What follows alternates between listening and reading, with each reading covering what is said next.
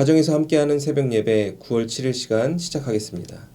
찬송가 407장 구주와 함께 나 죽었으니 함께 찬양하시겠습니다.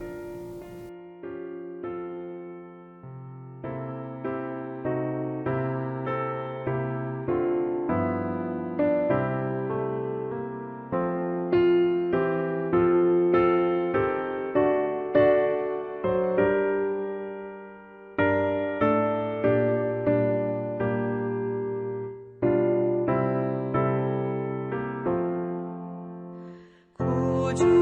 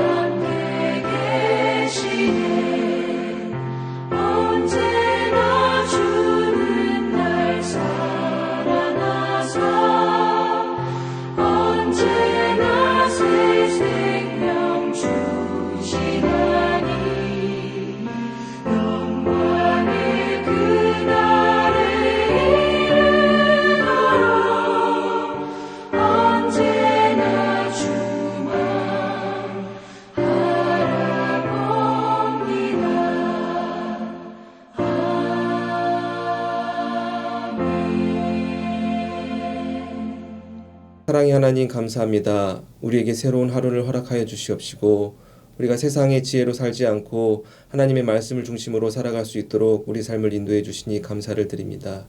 하나님, 우리 삶이 늘 환경과 조건 바라보지 않고 하나님 나라를 바라보며 하나님의 뜻이 우리 삶 가운데 이루어질 수 있도록 아버지 우리 삶을 인도하여 주시옵소서.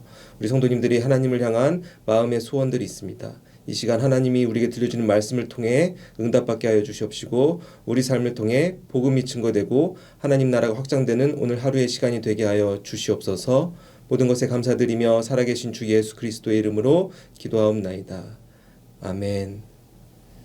오늘 우리에게 주시는 하나님의 말씀은 창세기 20장 1절에서 18절까지의 말씀입니다. 함께 합독하시겠습니다. 아브라함이 거기서 네게브 땅으로 옮겨가 가데스와 술 사이 그랄에 거류하며 그의 아내 사라를 자기 누이라 하였으므로 그랄 왕 아비멜렉이 사람을 보내어 사라를 데려갔더니 그 밤에 하나님이 아비멜렉에게 현몽하시고 그에게 이르시되 내가 데려간 이 여인으로 말미암아 내가 죽으리니 그는 남편이 있는 여자임이라. 아비멜렉이 그 여인을 가까이 하지 아니하였으므로 그가 대답하되 주여 주께서 의로운 백성도 멸하시나이까. 그가 나에게 있는 내 누이라고 하지 아니하였나이까. 그 여인도 그는 내 오라비라 하였사오니 나는 온전한 마음과 깨끗한 손으로 이렇게 하였나이다. 하나님이 꿈에 또 그에게 이르시되 내가 온전한 마음으로 이렇게 한 줄을 나도 알았으므로 너를 막아 내게 범죄하지 아니하게 하였나니 여인에게 가까이 하지 못하게 함이 이 때문이니라. 이제 그 사람의 아내를 돌려보내라. 그는 선지자라. 그가 너를 위하여 기도하리니 내가 살려니와 내가 돌려보내지 아니하면 너와 내가 속한 자가 반드시 죽을 줄 알지니라. 아비멜렉이 그날 아침에 일찍이 일어나 모든 종들을 불러 그 모든 일을 말하여 들려주니 그들이 심히 두려워하였더라. 아비멜렉이 아브라함을 불러서 그에게 이르되 내가 어찌하여 우리에게 이렇게 하느냐. 내가 무슨 죄를 내게 범하였기에 내가 나와 내 나라가 큰 죄에 빠질 뻔하게 하였느냐. 내가 합당하지 아니한 일을 내게 행하였도다 하고 아비멜렉이 또 아브라함에게 이르되 내가 무슨 뜻으로 이렇게 하였느냐. 아브라함이 이르되 이곳에서는 하나님을 두려워함이 없으니 내 아내로 말미암아 사람들이 나를 죽일까 생각하였음이요 또 그는 정말로 나의 이복 누이로서 내 아내가 되었음이니라. 하나님이 나를 내 아버지의 집을 떠나 두루 다니게 하실 때에 내가 아내에게 말하기를 이후로 우리 가는 곳마다 그대는 나를 그대 오라비라 하라. 이것이 그대가 내게 베풀 은혜라 하였었노라. 아비멜렉이 양과 소와 종들을 이끌어 아브라함에게 주고 그의 아내 사라도 그에게 돌려보내고 아브라함에게 이르되 내 땅이 내 앞에 있으니 내가 보기에 좋은 데로 거주하라 하고 사라에게 이르되 내가 은 1,000개를 내 오라비에게 주어서 그것으로 너와 함께한 여러 사람 앞에서 내 수치를 가리게 하였노니 내 일이 다 해결되었느니라. 아브라함이 하나님께 기도하매 하나님이 아비멜렉과 그의 아내와 여종을 치료하사 출산하게 하셨으니 여호와께서 이왕에 아브라함의 아내 사라의 일로 아비멜렉의 집의 모든 태를 닫으셨음이더라. 아멘. 오늘은 계속해서 창세기 말씀을 통해서 하나님께서 우리에게 주시는 은혜를 나누도록 하겠습니다. 창세기 말씀을 보시면 천지창조 이후로 아담의 후손들의 이야기가 계속해서 성경 안에서 표현되는 것을 우리가 볼 수 있습니다. 특별히 우리가 요즘 보고 있는 본문인 11장부터 25장까지의 내용을 보시면은 성경의 인물 중에서 아브라함에 관한 이야기가 담겨져 있다는 것을 우리가 성경을 보면서 알 수가 있습니다. 아브라함은 우리가 너무나 잘 알고 있는 인물입니다. 흔히 아브라함은 어떻게 우리에게 기억되고 있습니까? 믿음의 조상이라는 인물로 우리에게 기억되고 있습니다. 믿음의 조상이라는 표현은 믿음이 시작됐다는 의미로 우리가 해석할 수도 있습니다. 그래야 큰 믿음을 가졌던 사람이 아브라함이었다는 것을 우리가 성경을 통해서 창세기 내용을 통해서 알 수 있습니다. 얼마나 큰 믿음을 아브라함이 가지고 있었는지 우리가 기억하는 큰 사건 중 하나가 바로 자신의 아들이었던 이삭을 하나님께 제물로 바치려던 모습이 있었다는 것도 우리가 창세기 내용을 통해서 기억할 수 있습니다. 성경에 수많은 하나님을 향한 큰 믿음을 가진 인물들이 있지만 그 어떤 인물도 자신의 아들을 하나님께 제물로 바칠 수 있을 만한 믿음을 가질 수 있었던 사람이 있었을까라는 우리는 그런 의문을 가질 수 있을 것입니다. 그만큼 아브라함은 하나님을 향한 큰 믿음을 가지고 살았던 사람입니다. 그리하여 지금까지도 우리에게 믿음의 조상이라고 기억되는 사람입니다. 하지만 성경을 보시면은 아브라함이 이렇게 하나님을 향한 큰 믿음, 멋진 믿음의 모습만 보여줬던 것은 아니라는 것을 우리가 성경 안에서 확인할 수 있는 것입니다. 특별히 오늘 본문 20장에서도 아브라함의 또 새로운 모습이 남겨져 있습니다. 먼저 다시 한번 1절, 2절 말씀을 같이 한번 함께 읽어 보시겠습니다. 아브라함이 거기서 네게브 땅으로 옮겨가 가데스와 술 사이 그랄에 거류하며 그의 아내 사라를 자기 누이라 하였으므로 그랄 왕 아비멜렉이 사람을 보내어 사라를 데려갔더니 라고 시작하고 있습니다. 창세기에서 아브라함의 삶을 보시면은 계속해서 어디론가 이주하는 모습이 담겨져 있습니다. 이게 신학자마다 다르게 해석하는데 보통은 가나안 땅에서 흉년이 들어서 아브라함이 식량을 찾아서 먹을 것을 찾아 좋은 땅으로 이주하였다라고 보는 견해가 일반적이라고 할 수 있습니다. 그래야 1절, 2절 말씀을 오늘 보시면은 아브라함이 그 전장의 헤브론 지역에서 약 20년 동안 머물다가 네게브 땅으로 이주하였다라는 표현이 있습니다. 여기서 네게브라는 표현의 의미는 남쪽의 나라라는 뜻을 가지고 있습니다. 우리가 지금 캘리포니아에 살고 있는데 캘리포니아도 노던 캘리포니아, 서던 캘리포니아 이렇게 나누어서 표현하지 않습니까? 그와 마찬가지로 남쪽이라는 표현을 네게브가 가지고 있는 것입니다. 네게브 땅에서도 그랄이라는 지역으로 아브라함은 도착하게 됩니다. 그곳에는 아비멜렉이라는 왕이 있었습니다. 그런데 그곳에서 아브라함이 또다시 큰 실수를 저지르고 맙니다. 오늘 말씀을 보시면은 어떤 실수를 저지릅니까?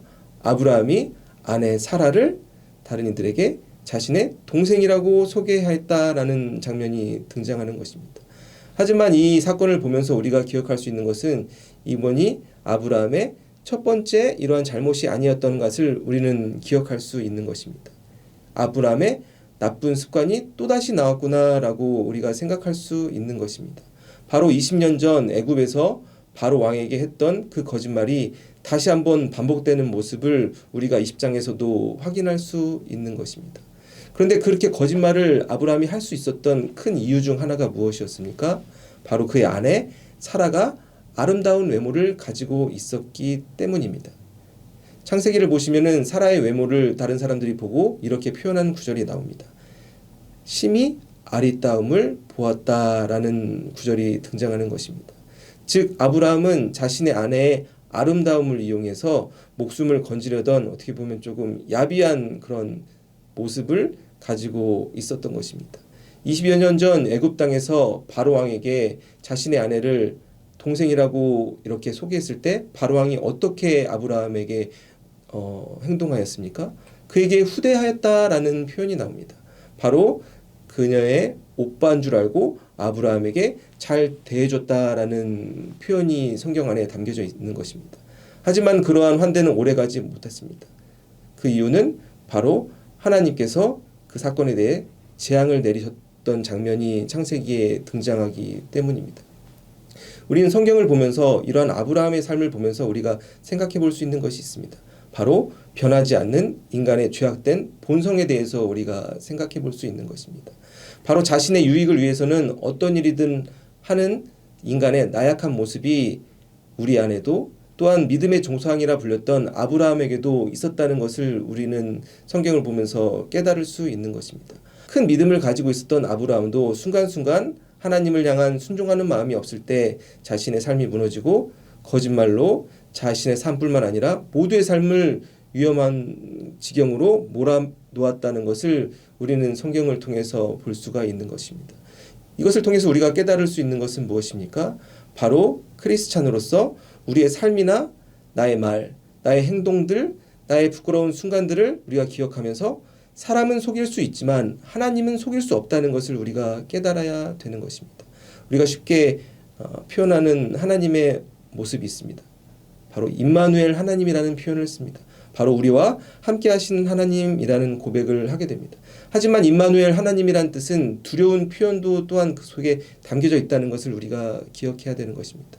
우리가 어렵고 힘든 고난의 순간에만 하나님이 함께 하시는 것이 아니라 어떠한 순간에도 하나님께서 우리를 지켜보고 계시다라는 것을 우리가 기억해야 되는 것입니다. 20여 년 전 아브라함은 거짓말로 인해서 바로와 그 집에 재앙이 내렸습니다. 하지만 그 사건이 지나가고 20년이 지난 후에도 또다시 똑같은 거짓말을 하는 모습을 오늘 성경을 통해서 우리가 볼 수가 있는 것입니다. 나의 말 한마디로 인해서 나의 주변이 망하게 될 수도 있다는 사실을 우리가 기억해야 되는 것입니다. 그런데 우리는 성경을 보면서 또한 이런 질문을 할 수 있습니다. 아브라함은 그렇게 큰 재앙을 20여 년 전에 경험하였음에도 불구하고 왜 또다시 자신의 아내를 동생이라고 이렇게 거짓말하는 행동을 하였을까라는 우리가 질문을 또한 할 수가 있을 것입니다. 우리는 인간으로서 변하지 않는 죄악된 본성을 가지고 있다는 것을 우리가 기억해야 되는 것입니다. 저희 먼 친척 중에 한 명이 계신데 저희 친척 형이 저보다 한 2살 정도 많은 형이 있었습니다. 그분이 가끔 이제 저희 집에 전화를 어렸을 적 온 순간들이 있습니다. 바로 아버지가 알코올 중독자셔서 집안에 조금 어려운 일이 있으면은 저희 집에 전화를 해서 저희 아버지에게 도움을 요청하는 순간들이 많이 있었습니다. 전 나이가 비슷했기 때문에 그 형의 삶을 보면서 굉장히 안타까운 마음을 가지고 그렇게 그 형을 위해서 기도했던 순간들이 있었습니다. 20여 년이 지난 후 그 형님을 다시 만난 적이 있었습니다. 그 형님은 이제 의대에 들어가서 자신의 병원을 차리고 경제적으로 풍족한 삶을 살아가고 있었습니다. 그래서 저는 그 모습을 보면서 굉장히 여러 가지 생각을 할 수 있었는데 그날 밤에 그 형님 집에 가서 잠을 자는데 제가 잠든 줄 알고 그 형님이 새벽에 몰래 거실에 나가서 술을 마시는 것을 제가 몰래 본 적이 있었습니다. 저는 그 모습을 보면서 굉장히 안타까운 마음을 가졌습니다. 아니 그 아버지로 인해서 굉장히 어려운 불우한 가정 환경에서 자라났지만 다시 한번 또다시 그렇게 술에 손을 대는 모습을 보면서 인간이 얼마나 나약한 존재인가라는 생각을 제가 해볼 수 있었습니다. 우리도 마찬가지입니다. 우리의 삶이 하나님을 경험하고 예수님의 복음을 받아들임으로 인해서 우리 삶이 드라마틱하게 변할 수도 있지만 우리 안에 있는 죄악된 변성이 사라지지 않는다는 것을 우리가 늘 조심하며 살아가야 되는 것입니다. 쉽게 변하지 않는 것이 인간이라는 것을 기억하고 늘 하루하루 삶 속에서 하나님의 도우심이 필요한 것을 늘 고백하며 기도하는 마음으로 살아야 될 것입니다. 사랑하는 성도 여러분, 우리가 오늘의 삶 가운데서 나의 말이나 나의 행동으로서 많은 사람들에게 실수하지 않고 하나님의 그런 선하신 뜻을 우리가 이 땅에서 보여줄 수 있는 귀한 삶을 살아가실 수 있는 모든 성도님들이 되시길 주님의 이름으로 축원합니다. 다시 본문으로 돌아와서 아비멜렉 왕은 그런 아브라함의 거짓말을 그대로 믿고 그의 아내 사라를 데려가게 됩니다. 그러자 어떠한 일이 펼쳐집니까? 우리가 3절 말씀을 다시 한번 함께 보시겠습니다. 그 밤에 하나님이 아비멜렉에게 현몽하시고 그에게 이르시되 내가 데려간 이 여인으로 말미암아 내가 죽으리니 그는 남편이 있는 여자임이라. 어떠한 일이 일어났습니까? 아비멜렉의 꿈속에 하나님이 나타난 겁니다. 성경을 보시면은 꿈속에서 하나님을 만나는 수많은 인물들이 등장합니다. 우리도 이러한 소망을 가질 수 있습니다. 내가 꿈속에서라도 하나님을 만날 수 있었으면 좋겠다라는 그러한 마음의 소망을 가진 분들도 있을 것입니다. 그럼 어떻게 하면 우리가 하나님을 꿈속에서 만날 수 있을까요? 우리의 힘과 의지로는 될 수는 없습니다. 그런데 이러한 오해도 또한 할 수 있습니다. 믿음이 큰 사람들만 하나님을 꿈속에서 만날 수 있는 것이 아닌가라는 그러한 질문도 할 수 있는데 우리가 성경을 보시면은 오늘 아비멜렉은 어떠한 사람이었습니까? 이방인이었습니다.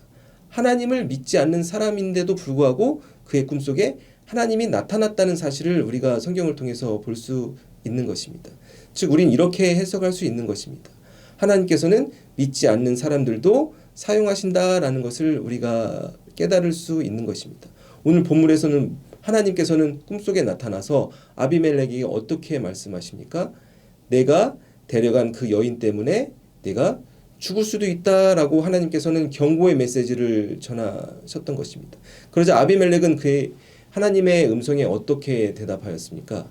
이렇게 대답합니다. 하나님, 저는 그 여인을 범죄하지 않았습니다.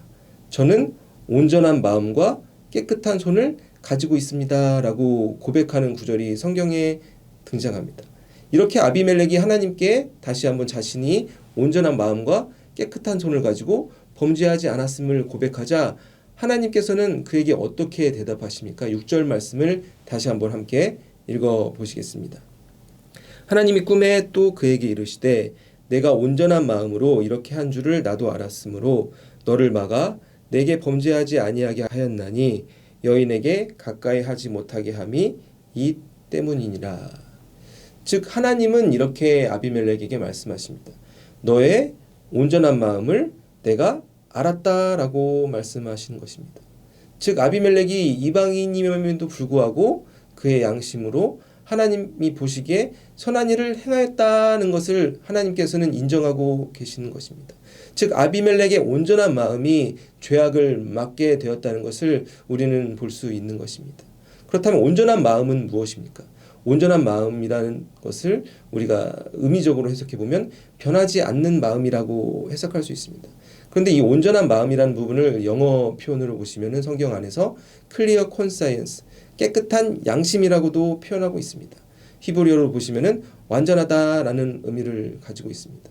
즉 아비멜렉은 변하지 않는 완전한 모습을 가지고 있었다라고 우리가 해석할 수 있는 것입니다. 이러한 온전한 마음을 가지고 있었던 아비멜렉에 비교해서 오늘 본문에서 아브라함은 어떠한 모습을 가지고 있습니까?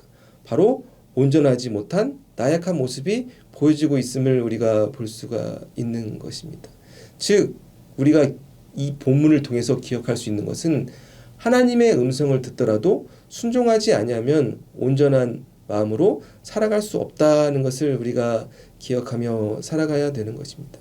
오늘 본문 20장 후반부를 보시면 내용은 어떻게 전개됩니까? 바로 아비멜렉이 아브라함을 부르는 장면이 등장합니다. 아비멜렉이 아브라함을 불러서 이렇게 이야기합니다. 내가 당신 때문에 큰 재앙을 당할 뻔했다. 왜 그래야 했는가라고 그렇게 말하자 아브라함이 어떻게 이야기합니까? 말도 안 되는 핑계를 댑니다.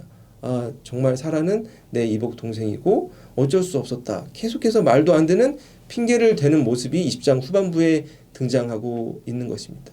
이러한 핑계를 들으면은 어떠한 마음이 듭니까? 우리도 우리에게 잘못한 것이 분명한 사람들이 있는데 우리 인간 관계 안에서도 그의 잘못을 순수히 인정하지 않고 어떻게 회개하는 모습을 보여주지 않으면은 우리의 마음이 어려워진다는 것을 우리가 살면서 경험할 수 있습니다.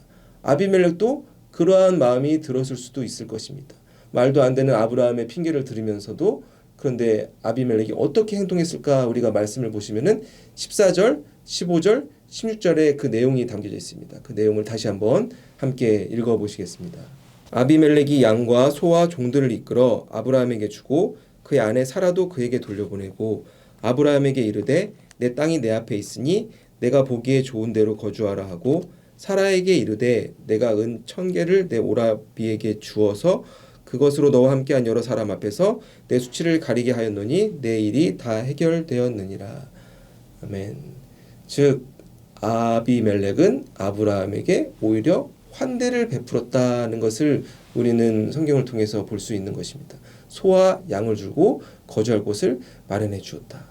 왜 그랬을까요? 아비멜렉이 그렇게 했던 이유는 바로 꿈속에서 하나님이 자신에게 명령한 그 말씀을 기억하고 순종하였다는 것을 우리가 말씀을 통해서 볼 수가 있는 것입니다. 아비멜렉의 온전한 마음이 하나님의 음성을 듣고도 순종할 수 있는 태도를 가지고 아브라함에게 환대를 베풀었다는 것을 우리는 말씀을 통해서 볼 수가 있는 것입니다. 오늘 말씀을 정리하면 우리가 딱 두 가지를 생각해 볼 수 있습니다. 어떤 것을 생각할 수 있습니까? 첫 번째로는 우리는 아브라함과 같은 나약한 본능을 가지고 있는 사람들이다. 우리의 삶 속에서 늘 하나님과 동행하는 삶을 살아야 된다는 것입니다.